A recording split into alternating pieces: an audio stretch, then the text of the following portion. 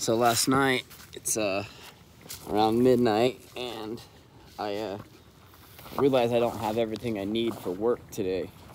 So my wife and I decide that I'm gonna go to the store to Winco around midnight.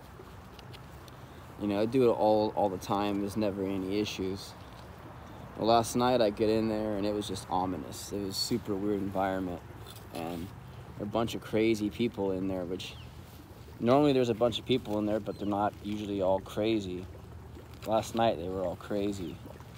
So I'm on the phone with my wife and I'm telling her, you know, hey, a lot of fucking crazy people in here tonight. She's like, be safe. I'm like, oh, I am. I'm good. Don't worry about it. Just conversation. And I go to leave. I get out to my truck, and for some reason I don't just leave like immediately. For some reason I just sit there and I kind of look around at everything around me, and there's like a bunch of weird shit going on. And at that time I noticed there's a blue BMW, I think it was a BMW, an older model, with 4 people in the vehicle. What looked like 1 female and 3 males, and they're driving by me and they're staring like right in front of me. They're staring at me super hard, just creeping. So I'm like, okay, this is a little weird. What the hell is this about? Well, I go to leave and now they're running parallel with me and they're staring at me and they're all talking and pointing and talking shit. For some reason, I have no idea. I've never seen these people before a day in my life. So as I'm trying to pull out of there, they're following me, and I notice it. And I tell my wife, "Hey, something going on. I'm being followed. I don't know what's going on, but I know that something's not right here. Something's off." So she's like, "Come home." And I tell her, "I'm not coming home with people following me." So I turn right onto I think it's McClay, and I start going down towards Halk. And as I get up to Halk, I go to turn left, and I notice that they're following me still. So I go down one street, I turn around, I come back, and when I get to the intersection, they're coming back this way. So I take off back down to Winco. They turn around, they start hauling ass behind me, going to the same spot. Well, I pull into the front of Winco, they pull into the back, and they're hauling ass. And they went so fast that by the time I got to the front of Winco and turned around, they were already coming around the back side of Winco. So I go back to McClay, and I turn left to head towards Lancaster to go a different route home. And as I do that, they pull out in front of me. And I don't have turn signals on my truck. They went out for some reason. So there's no indication on where I'm going or what I'm doing. So I go to turn right onto Lancaster, they go to turn right. I jerk back over, I turn left to go south on Lancaster, they do the same thing. And they drive down, they almost hit a curb and stuff, and they drive down and pull into the entrance towards Home Depot, and then they just pull over. I'm like, what the hell are they doing? So I pulled into Dude City Donuts, and I turn around, and when I'm turning around, I notice that they're all switching seats. They're throwing their hands up, they're switching seats. And I'm like, what the hell? And they turn around on the one way, and they're just parked there, facing west on towards Lancaster.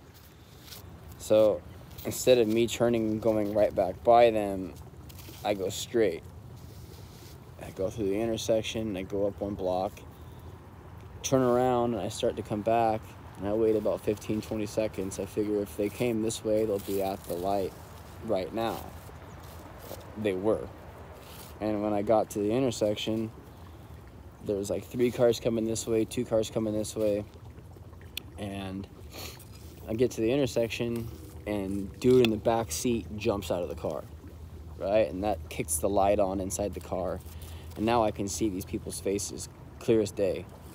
And they're completely covered in tattoos. Their whole faces were tattooed. Jawline, eyes, nose. I mean, everything was tattooed on all these people. I mean, they looked like a bunch of rowdy people, right? And when dude starts to jump out of the car, that's a sign of aggression to me. Like, there's no reason you're jumping out of a car at 12:30 at night after you've been following somebody, unless you have bad intentions. So I took off, right? First gear all the way through it, second gear all the way through it, third gear all the way through it. And I'll leave a huge cloud of smoke. I'm gone.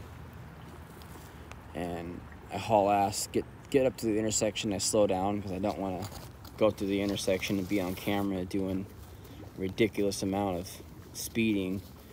So I slow down, make it to the intersection, speed back up, turn off my lights.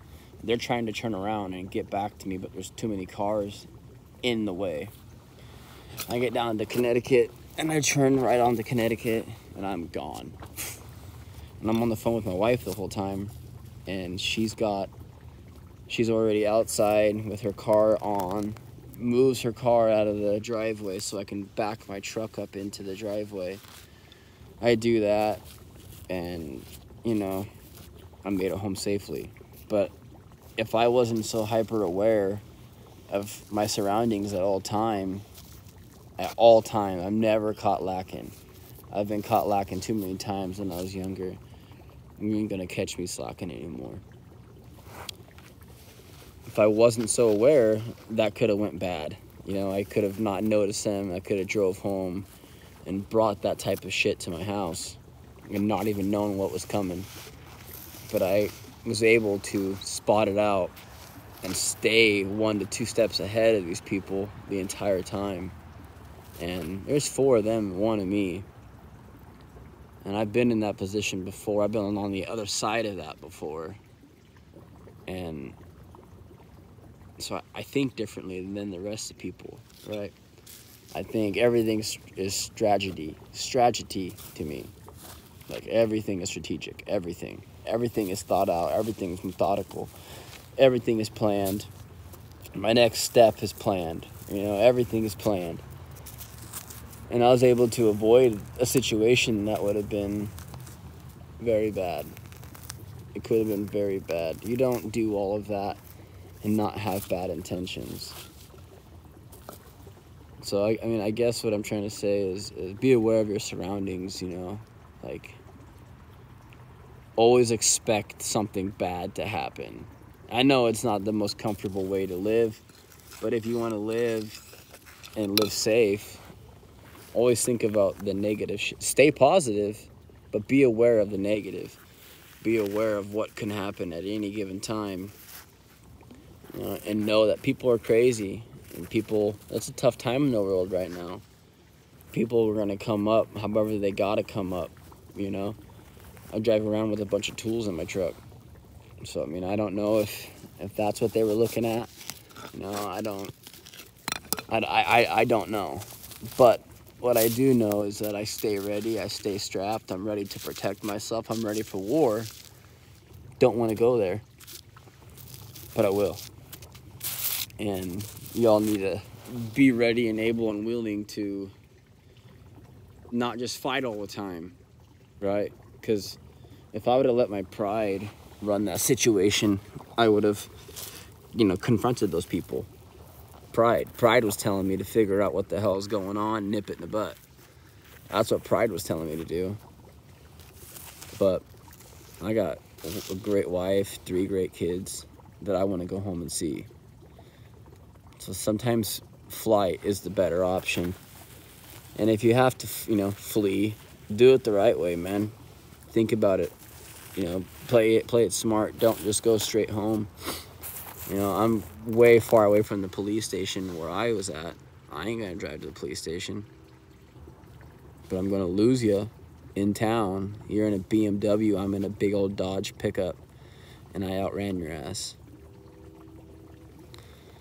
So yeah, y'all stay safe, man. Think about shit. Think about your next move before you make it, and be aware of your surroundings at all time, because you never know when you're gonna get caught lacking. Let's get it, boys.